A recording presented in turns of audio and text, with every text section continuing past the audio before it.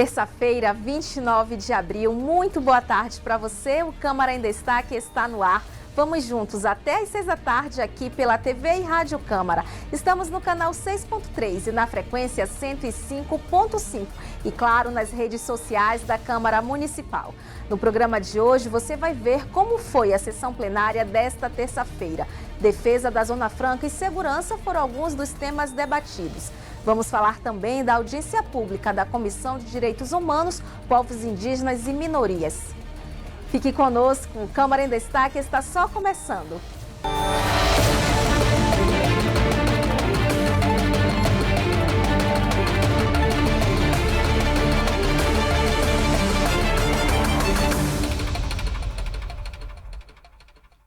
Mais uma vez, muito boa tarde. Hoje, terça-feira, é dia de grande expediente aqui na Câmara Municipal de Manaus. Defesa da Zona Franca e segurança foram alguns dos temas debatidos. Acompanhe na reportagem. Esta foi a 29ª sessão plenária deste ano aqui na Câmara Municipal de Manaus. Ao todo, 11 parlamentares discursaram, divididos em 3 blocos. Entre os assuntos apresentados na sessão de hoje estavam a segurança na capital, os avanços na saúde, o incentivo à cultura e a defesa da Zona Franca de Manaus. O grande assunto da sessão foi a defesa da competitividade da Zona Franca. O vereador Rodrigo Sá apresentou preocupação com um projeto de lei federal que prevê a criação de uma zona franca no Distrito Federal, que impactaria diretamente no polo industrial de Manaus. Manter a floresta em pé, isso tem um custo para a nossa população, isso tem um custo socioeconômico, vereador Zé Ricardo. O nosso setor primário não avança exatamente por isso.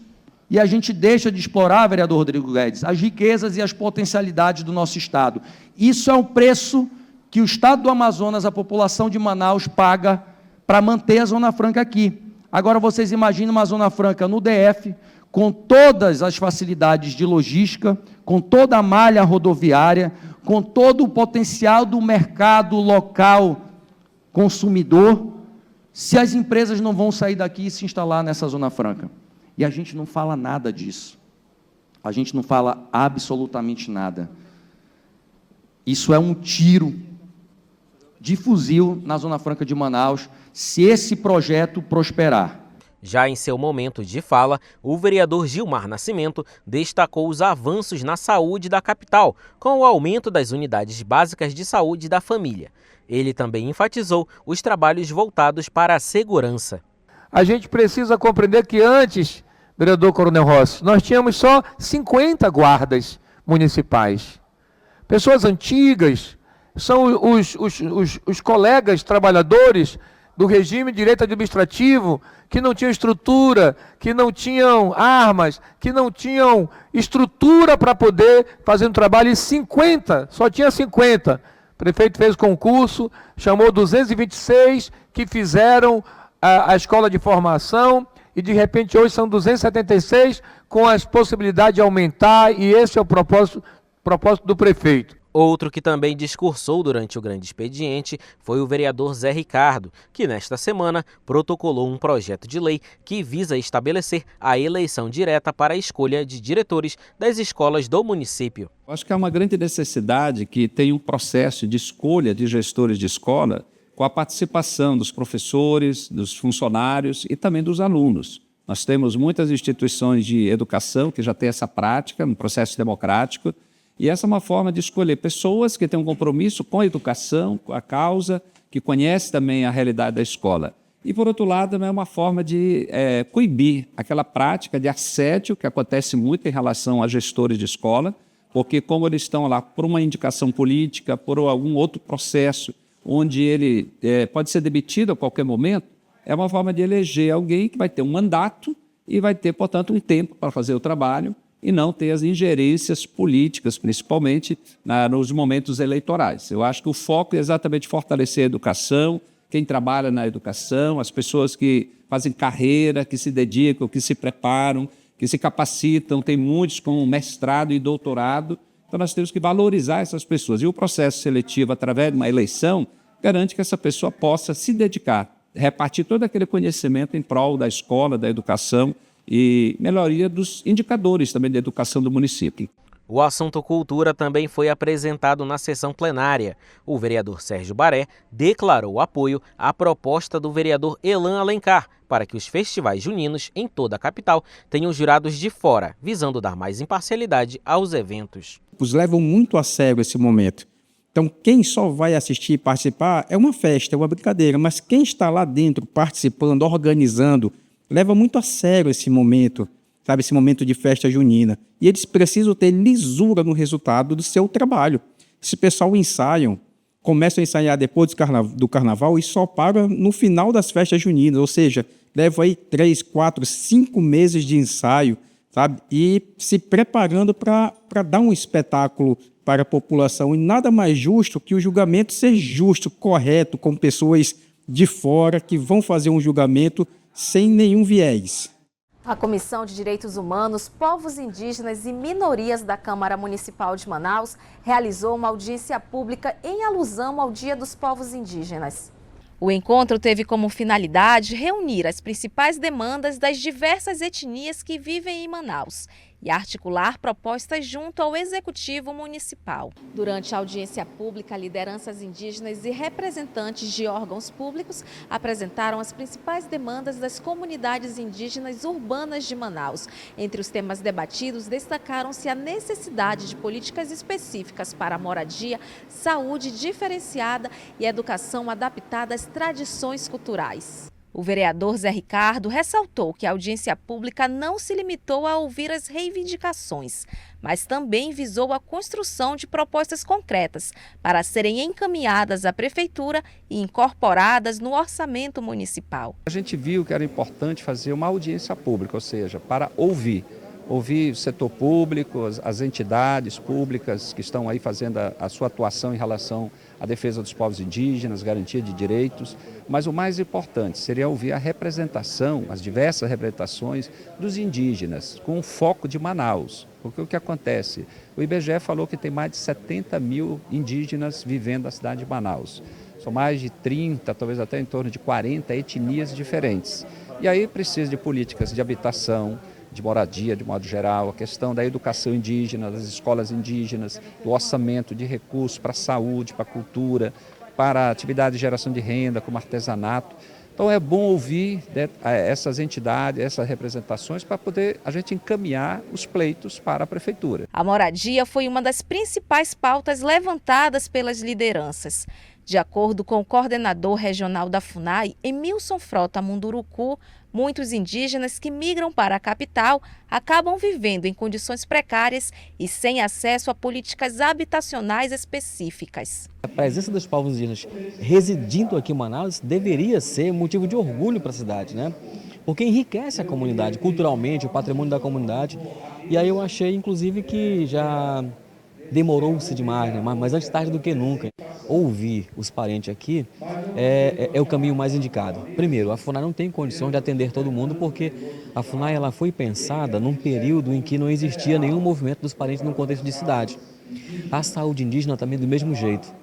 Então, assim, só a quantidade de indígenas que tem aqui em Manaus, se for adicionar a saúde indígena do DICEI Manaus, ele meio que triplica a quantidade e aí limita a questão orçamentária. Se o município fizer a sua parte no sentido de criar política voltada nesse sentido de educação, de saúde, de sustentabilidade, de valorização cultural, uma série de outras coisas, eu tenho certeza que a qualidade de vida desses indígenas que estão aqui presentes ela melhora muito. A área da saúde também foi destacada durante a audiência. A presidente da Coordenação dos Povos Indígenas de Manaus e entorno, Marcivana Sateré Maué, alertou que os serviços de saúde atualmente disponíveis não consideram as especificidades culturais dos povos indígenas. São muitas reivindicações no âmbito da saúde diferenciada, educação diferenciada, artesanato e cultura, o direito pelos territórios dentro do município. E a gente vai, mulheres, juventude, né? Porque Manaus é uma cidade com uma população, de acordo com a Copim, nós somos 52 povos diferentes. Então Manaus é uma riqueza tem uma riqueza cultural muito grande, mas ainda muito invisibilizada no que diz respeito às políticas públicas para ela, né? Porque estar numa metrópole como Manaus, é muito importante a criação de políticas públicas diferenciadas para que a gente continue existindo e resistindo nesse espaço urbano. No campo da educação, o procurador do Ministério Público Federal, Fernando Merloto Soave, destacou a criação de espaços educativos e culturais indígenas. Você tem toda uma legislação, uma lei específica para garantir a educação culturalmente adequada para esses povos, o que na prática não é cumprido, né?